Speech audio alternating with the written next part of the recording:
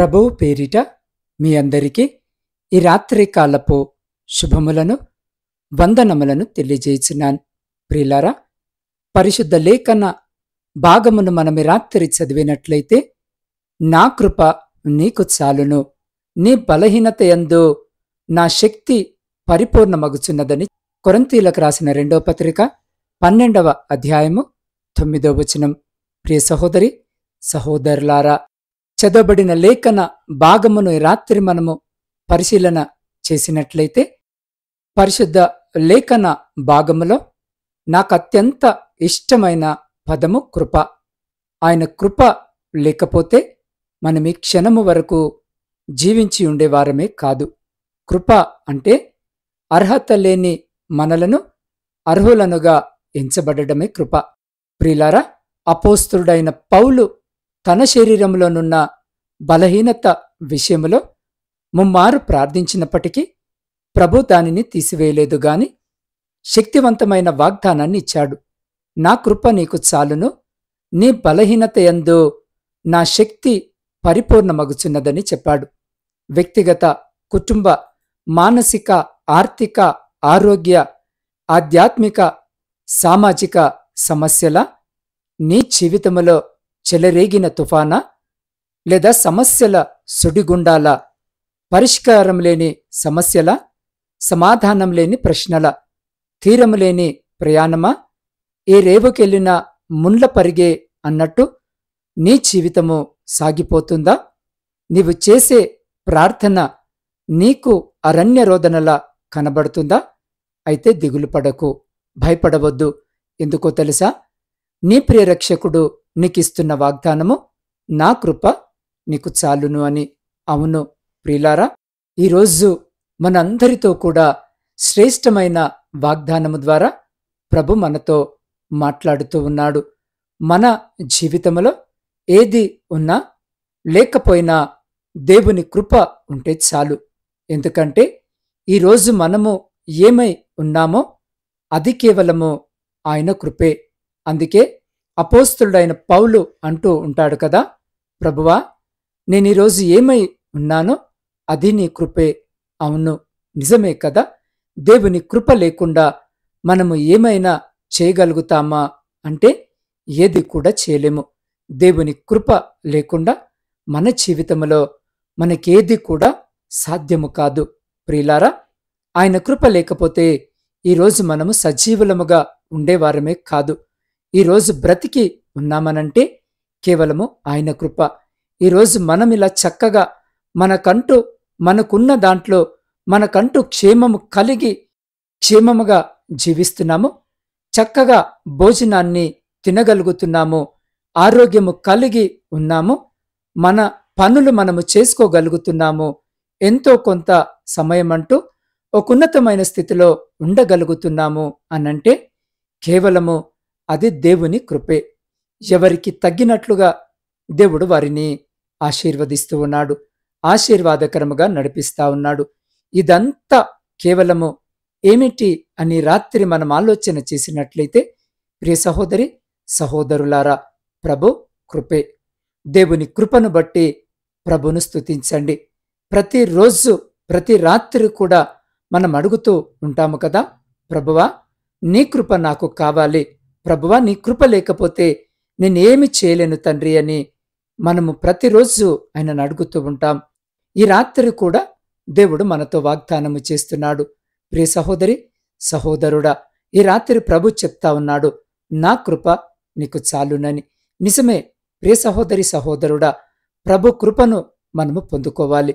ప్రతి ఉదయము ప్రతి రాత్రి దేవుని సన్నిధిలో ప్రార్థించి, ప్రభువా నీ కృప నాకు కావాలి నాయనా, నీ కృప నాకు కావాలి తండ్రి, నేను చేస్తున్న ప్రతి పనిలో ప్రభువా నీ కృప నాకు కావాలి, ప్రతి విషయములో నీ కృప నాకు కావాలి అని మనము ప్రభువును అడిగేవారిగా ఉండాలి. దానిని పొందుకోవడానికి ప్రయాసపడాలి. ప్రియ సహోదరి సహోదరుడా, దేవుడు ఎవరికి తన కృపను అనుగ్రహిస్తాడు అనంటే, పరిశుద్ధ లేఖన భాగములో యాకోబు రాసిన పత్రిక 4వ అధ్యాయము 6వ వచనములో చక్కగా రాయబడి ఉంటుంది. ఆయన అహంకారులను ఎదిరించి దీనులకు కృపను అనుగ్రహిస్తాడని. దేవుని సన్నిధిలో ఎవరైతే తమను తాము తగ్గించుకుంటారో, దీనత్వము కలిగి ఉంటారో వారికి దేవుడు కృపను అనుగ్రహించే దేవుడయ్యున్నాడు. సమృద్ధిగా దేవుడు తన కృపను అనుగ్రహిస్తాడు. అదే విధముగా తనయందు భయభక్తులు గలవారి మీద ఆయన కృప నిత్యము ఉంటుంది.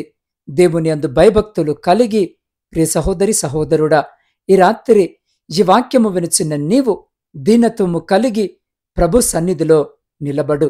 ప్రభు తన కృపను నీకు తోడుగా నుండచేస్తాడు. ప్రియ సహోదరి సహోదరుడా, ప్రభువా అని పిలవడానికి కూడా అర్హత లేని మనకు తండ్రి అని పిలిచే యోగ్యతనిచ్చింది కూడా ఆయన కృపే. అవును, అవి ఎట్లాంటి పరిస్థితులైనా సరే, చివరికి అది అగ్నిగుండమైన సరే, ఆయన కృప ఈ రాత్రి ఈ వాక్యము వినిచిన నీకు తోడుగా ఉండబోతుంది. ఆయన కృప నీకు తోడుగా ఉంటే అగ్నిగుండము సైతము నిన్నేమీ చేయలేదు. అది ఆహ్లాదముగానే మార్చబడుతుంది. పర్వతములు తొలగిపోయినను, మెట్టలు తత్తరిల్లినను, నా కృప నిన్ను విడిచిపోదు అని యెషయా గ్రంథము 54వ అధ్యాయము 10వ వచనములో చెప్పబడి ఉన్నట్లుగా పర్వతములు తొలగిపోవడము, మెట్టలు తత్తరిల్లడము అంత సులభముగా జరిగే పని కాదు. ప్రియ సహోదరి సహోదరుడా, ఒకవేళ అలా జరిగిపోవచ్చేమో గాని ఆయన కృప మాత్రము ఈ రాత్రి ఈ వాక్యము వినిచిన నిన్ను ఎన్నటికీ విడిచిపోదు. ఒకవేళ ఆయన కృపయే నిన్ను విడిచి వెళ్ళిపోతే నీవి లోకాన్ని విడిచి వెళ్ళిపోవలసిందే. అలాంటి అమూల్యమైన ఆయన కృపను ఈ రాత్రి ఈ వాక్యము వినిచిన నీవు చులకన చేయవద్దు, నిర్లక్ష్యము చేయవద్దు. శోధనల గుండా సాగిపోతున్న నీవు ఒక్క మాట హృదయపూర్వకంగా చెప్పగలిగితే ప్రియ సహోదరి సహోదరుడా, చెప్పలేనంత సమాధానాన్ని ఈ రాత్రి నువ్వు పొందుకొనగలవు. పరిశుద్ధ లేఖన భాగములో మనము గమనించినట్లయితే దేవుడు ఒక వ్యక్తికి తన కృపను దూరం చేశాడు. ఎవరు ఆ వ్యక్తి అని రాత్రి మనం ఆలోచన చేస్తే సౌలు రాజు. ఇశ్రాయేలు ప్రజలను పరిపాలించిన మొదటి రాజైన సౌలు దేవుడు తనకు అనుగ్రహించిన కృపను పోగొట్టుకున్నట్టుగా పరిశుద్ధ లేఖన భాగంలో మనము చదవగలము. ఎందుకు సౌలు దేవుని కృపను పోగొట్టుకున్నాడు అనంటే, దేవుడు చెప్పిన మాటను వినకుండా తనకున్న పరిస్థితులను బట్టి, తనకున్న అనుకూలతలను బట్టి, తనకు తాను కలిగిన ఆలోచన శైలిని బట్టి తను నడిపింపబడ్డాడు. కాబట్టి అతను దేవుని కృపను పోగొట్టుకున్నాడు. అందుకే దేవుడు చెప్పుతున్నటువంటి చక్కటి మాటను మనము గమనించినట్లయితే సమూయేలు 2వ గ్రంథము 7వ అధ్యాయము 15వ వచనములో, నేను కొట్టివేసిన సౌలునకు నా కృప దూరమైనట్లు అతనికి నా కృప దూరము చేయను. దేవునికే మహిమ కలుగునుగాక. దేవుడిక్కడ వాగ్దానము చేస్తా ఉన్నాడు. సౌలుకు నేను నా కృపను దూరము చేశాను, నేను కొట్టివేశాను. సౌలు నిశ్చయముగా ప్రియ సహోదరి సహోదరుడా, సౌలు వలె ఈ రాత్రి ఈ వాక్యము వినిచిన మనము ఉండకూడదు. కాని దేవుని కృపను పొందుకునేవారిగా మనముండాలి. దేవుని కృప ఉంటే చాలు. మన జీవితకాలమంతా మనము సంతోషముగా బ్రతకగలము. ఈ రాత్రి చాలాసార్లు మనం అనుకుంటూ ఉండవచ్చు కదా, ఒక ఉద్యోగం ఉంటే చాలు, లేకపోతే ఒక మంచి సొంత గృహం ఉంటే చాలు, దేవుడు నాకు కనీసము ఒక్క బిడ్డనిచ్చినా చాలు అని మనము దేవుణ్ణి పదే పదే అడుగుతూ ఉంటాం. మన ఆశలు పెరుగుతూనే ఉంటాయి. అవును ప్రియ సహోదరి సహోదరుడా, ఈ రాత్రి ఈ వాక్యము వినిచిన నీకు ఆయన కృపను ఉండజేసి నీకు సర్వ సమృద్ధిని కలగజేస్తానని ఆయన వాగ్దానము చేస్తున్నాడు. మనకు ఆయన కృప చాలు. ఈ లోకములో మనమెంత సంపాదించుకున్నా అవి మనకు సరిపోయినవి కాదు. ఎందుకంటే వాటిలో మనకు సంపూర్ణమైన సంతోషము, సంతృప్తి లేదు, సంపూర్ణమైన ఆనందము లేదు, శాశ్వతమైన దీవెన లేదు. దేవుని కృప మనకు సంపూర్ణమైన ఆనందాన్ని కలగజేస్తుంది. దేవుని కృప మనకు నెమ్మదిని కలగజేస్తుంది. ఈ రాత్రి ప్రభు వాగ్దానము చేస్తున్నాడు, ప్రియ సహోదరి సహోదరుడా, నా కృప నీకు చాలు అని. ఈ రాత్రి ప్రభు కృపను పొందుకొనడానికి ప్రయత్నించండి. దేవా, నీ కృప నాకు చాలు ప్రభువా, నీ కృప నాకు తోడుగా నుండి ప్రభువా, నేను దావీదు వలె జీవిస్తాను, దానియేలు వలె జీవిస్తాను, షడ్రక్ మేషక్ అబేద్నెగో వలె జీవిస్తాను, నీ కృప నాకు కావాలి యేసయ్యా అని చెప్పి ప్రభువుని ప్రార్థించండి. ప్రియ సహోదరి సహోదరుడా, ప్రభుని అడగండి. దేవుడు నిశ్చయముగా తన కృపను మీకు దయచేసే దేవుడై ఉన్నాడు. అందుకే 9వ సంకీర్తన 14వ వచనములో ఈ విధముగా వ్రాయబడి ఉంటుంది, ఉదయమున నీ కృపతో మమ్మను తృప్తిపరచుము, అప్పుడు మేము మా దినములన్నీ ఉత్సహించి సంతోషించెదము. కీర్తనకారుడు చెప్తున్నటువంటి చక్కటి మాట, ప్రభువా ఉదయమున నీ కృప నాకు కావాలి, నీ కృపతో నన్ను తృప్తిపరచు, అప్పుడు మాకు మా జీవితంలో ఏమి జరుగుతుంది అనంటే మా దినములన్నీ కూడా మేము ఉత్సహించి సంతోషిస్తాము. ఈ రాత్రి ప్రియ సహోదరి సహోదరుడా, మీరు సంతోషించి ఉత్సహించాలి. ఈ రాత్రి అంతటిలో కూడా మీరు క్షేమాన్ని చూడాలి. ఈ రాత్రి అంతటిలో కూడా మీరు నెమ్మదిని చూడాలి.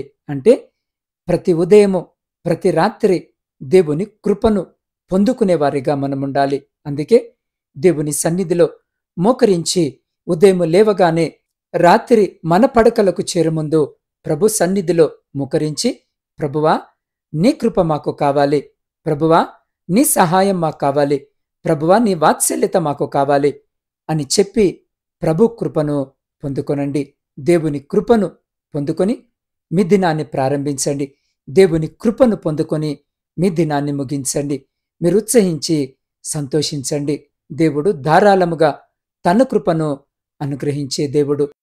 ప్రియ సహోదరి సహోదరుడా, అప్పుడు మీ దినములన్నీ కూడా మీరు ఉత్సహించి సంతోషిస్తారు. దేవుడు ధారాళముగా తన కృపను అనుగ్రహించే దేవుడు. ఆయన అత్యధికమైన కృపను ఇచ్చే దేవుడై ఉన్నాడు.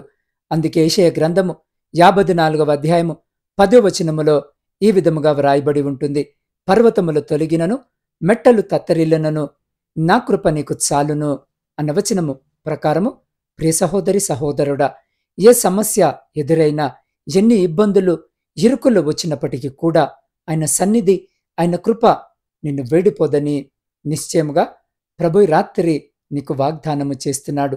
ఎన్ని ప్రతికూలమైన అనుభవాలు వచ్చినా, ఎన్ని ప్రతికూలమైన పరిస్థితులు వచ్చినా, ఎన్ని ఆటంకాలు, ఎన్ని ఆపదలు వచ్చినా, పర్వతాలు తొలగిన మెట్టలు తత్తరిల్లిన దేవుడు తన కృపను నీకు దూరము చేయనని వాగ్దానము చేయుచున్నాడు.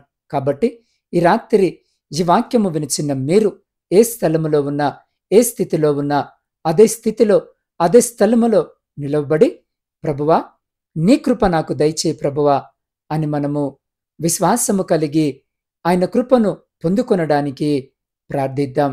పరిశుద్ధుడా, మహోన్నతుడమైన మా ప్రియ పరలోకపు పరమ తండ్రి, మీ శ్రేష్టమైన జీవము కలిగిన ఉన్నతమైన నామాన్ని బట్టి స్తుతులు, స్తోత్రాలు, వందనాలను చెల్లించుకొనుచున్నాం. దేవా, అద్భుతమైన రీతిగా ఈ రాత్రి మీరు నాతో మాతో మాట్లాడిన విధానానికి మీకే కృతజ్ఞత వందనాలను చెల్లించుకొనుచున్నాం. నిజమే ప్రభువా, ఈ రాత్రి మాకెన్ని ఉన్నా అన్ని సరిపోయినవి కాదు, కానీ నీ కృప అయ్యా మాకు చాలిన కృప. ప్రభువా, ఈ రాత్రి ఎంతమందైతే ఈ వాక్యము వింటూ నీ సన్నిధిలో మోకరించి నీ వైపు చూస్తూ నీ కృపను పొందుకోవాలని ఒక తీర్మానాన్ని చేసుకుంటున్నారో వారందరికీ నీ కృపను సమృద్ధిగా దయచేయమని వేడుకొనిచున్నాం. ప్రతి బిడ్డను దీవించండి అయ్యా. ఈ రాత్రి నీ కృప చేత ప్రతి బిడ్డను తృప్తిపరచండి తండ్రి. వారి దినములన్నీ కూడా వారు ఉత్సహించి సంతోషించినట్లుగా ఆ బిడ్డలకు నీ కృపను, నీ సహాయాన్ని ప్రతి బిడ్డకు దయచేయమని నీ పాద సన్నిధిలో ప్రార్థిస్తున్నాం. దేవా, రాత్రికాల సమయంలో ప్రయాణాలు చేస్తున్న ప్రతి బిడ్డ ప్రయాణమును మీరు జ్ఞాపకము చేసుకోమని వేడుకొనిచున్నాం. క్షేమకరమైన ప్రయాణము దయచేయమని వేడుకొనిచున్నాం. దేవ, వ్యవసాయదారులను జ్ఞాపకము చేసుకోండి అయ్యా. బిడ్డలు వ్యవసాయ పనులు ప్రారంభించి వర్షాల కొరకు ఎదురు చూస్తుండగా సమృద్ధికరమైనటువంటి వర్షాలను కురిపించి బిడ్డలకు కావలసిన సహాయము దయచేయమని వేడుకొనిచున్నాం. దేవా, ఈ రాత్రి ప్రత్యేకంగా విద్యార్థుల కొరకు ప్రార్థిస్తున్నాం అయ్యా. బిడ్డలను జ్ఞాన వివేకాలతో పాటు మంచి ఆరోగ్యము చేత ఆశీర్వదించి కుడికి గాని ఎడుమకు గాని అయ్యా బిడ్డలు తొలగిపోకుండా సరైన మార్గములో నడుచుటకు బిడ్డలు చేయి పట్టుకొని నడిపించమని వేడుకొనిస్తున్నాం. దేవ, కుటుంబ పోషణకై కుటుంబాలను వదిలి దూరదేశాలలో ఉద్యోగాలు చేసుకుంటున్న వ్యాపారాలు చేసుకుంటున్న బిడ్డల కొరకు ప్రార్థిస్తున్నాం. వారి చేతుల కష్టార్జితాన్ని ఆశీర్వదించండి. వారి వ్యాపారాలను ఆశీర్వదించి అయా వారి కుటుంబాలన్నిటినీ మీ సమృద్ధికరమైన హస్తముల చాటున భద్రపరచమని వేడుకొనిచున్నాం. అయ్యా, ఈ రాత్రి ప్రత్యేకముగా నా తండ్రి, ఉద్యోగాలు లేని ప్రతి బిడ్డను జ్ఞాపకము చేసుకుని ప్రతి బిడ్డకు ఉద్యోగము దయచేసి వారందరూ వారి జీవితాలలో స్థిరపడులాగున ఆశీర్వదించుమని వేడుకొనిచున్నాం. దేవా, సైన్యములో ఉండి దేశాన్ని కాపాడుతున్న ప్రతి సైనికుని చుట్టూ మీ కంచె వేసి ప్రతి శత్రు, ప్రతి అపాయం నుంచి మీరు బిడ్డల్ని కాపాడి వారిని వారి కుటుంబాలను మీ బలమైన రెక్కల చాటున భద్రపరచమని వేడుకొనిచున్నాం. అయ్యా, ప్రాముఖ్యముగా ఎంతో మంది బిడ్డలు ఈ రాత్రి ఈ వాక్యము వింటున్న వారు నాయన, అయా ఆర్థిక ఇబ్బందుల చేత నా తండ్రి కన్నీరు విడుస్తున్నారు నాయన. అలాంటి ప్రతి బిడ్డ కొరకు ప్రత్యేకముగా మీ పాద సన్నిధిలో ప్రార్థిస్తున్నాను. అటువంటి ప్రతి బిడ్డని రాత్రి మీ హస్తాలకు అప్పజెప్తున్నాను. బిడ్డలను జ్ఞాపకం చేసుకోండి తండ్రి. అయ్యా, వారి జీవితాల్లో ఉన్నటువంటి ఆర్థిక భారమును తొలగించి అయ్యా బిడ్డలకు శాంతి సమాధానమును కల్పించమని వేడుకొనిచున్నాం. ప్రాముఖ్యంగా నా తండ్రి, కుటుంబాలలో శాంతి సమాధానము లేకుండా నా తండ్రి భర్త భార్యని విడిచిపెట్టి, భార్య భర్తను విడిచిపెట్టి అయ్యా చెల్లా చెదరైనటువంటి అనేక కుటుంబాలని రాత్రి మీ పాద సన్నిధిలో జ్ఞాపకం చేసుకుంటున్నాను నాయన. బిడ్డల పట్ల కనికరాన్ని చూపండి. విడిపోయిన విచ్ఛిన్నమైన ప్రతి కుటుంబాన్ని తిరిగి మీ పరిశుద్ధ నామమున కట్టుమని వేడుకొనిచున్నాం. దేవా, మీ సేవకుల కొరకును సేవకురాండ్రు వారి కుటుంబాలు వారి పరిచర్య అంతటి కొరకు రాత్రి ప్రార్థిస్తున్నాం. బిడ్డలందరినీ ప్రత్యేకంగా జ్ఞాపకం చేసుకుని ఆశీర్వదించి ప్రపంచంలో ఏ ప్రాంతంలో మీ స్వార్థ పరిచర్య అందించబడటలేదో ఆయా ప్రాంతాలకు బిడ్డలను నడిపించండి. వారి ద్వారా రక్షణ సువార్త అక్కడ అందించబడి అనేకులు మీ రక్షణ మార్గంలో నడుచుటకు కృపను చూపమని వేడుకొనిచున్నాం. దేవా, వివాహాల కొరకు సిద్ధపడుతున్న ప్రతి బిడ్డ కొరకు ప్రార్థిస్తున్నాం. వివాహాలు జరగక, సరి అయిన సంబంధాలు రాక తండ్రి ఎంతో మంది పిల్లలు, ఎంతో మంది తల్లిదండ్రులు అయ్యా వారి పిల్లల కొరకు ఆశ కలిగి మీ వైపు చూస్తున్నారు నాయన. వారి కన్నిటిని జ్ఞాపకము చేసుకోండి. కావలసిన సహాయము దయచేయమని వేడుకొనిచున్నాం. సొంత గృహాల కొరకు ఆశ కలిగి మీ వైపు చూస్తున్న ప్రతి బిడ్డ కోరికను తీర్చమని వేడుకొనిచున్నాం. ప్రపంచంలో శాంతి సమాధానాలను కలిగించమని వేడుకొనిచున్నాం. దేవ, ప్రత్యేకంగా ఈ రాత్రి నా ఆత్మీయ కుటుంబ సభ్యులందరి కొరకును ప్రార్థిస్తున్నాను. ప్రతి బిడ్డను మీ పరిశుద్ధ హస్తాలకు అప్పజెప్తున్నాను. ప్రతి బిడ్డను పేరు పేరు వరుసన ఆశీర్వదించండి.